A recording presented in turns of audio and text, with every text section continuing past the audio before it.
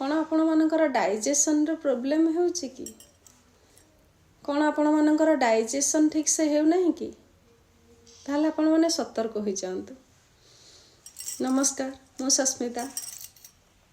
मु आज आपण मानन पई डाइजेशन विषय रे किछि ना किछि टिप्स नहीं आसीची एवं आमे हमर केमिति डाइजेशन प्रक्रिया को ठीक रखि परिबा से विषय रे चलंतु जानिबा।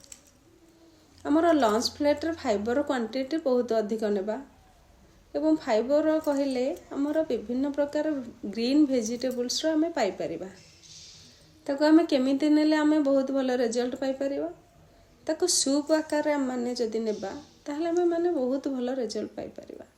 एवं खाइबार घंटाए परे गोटे अल्कालाइन वाटर बनातु।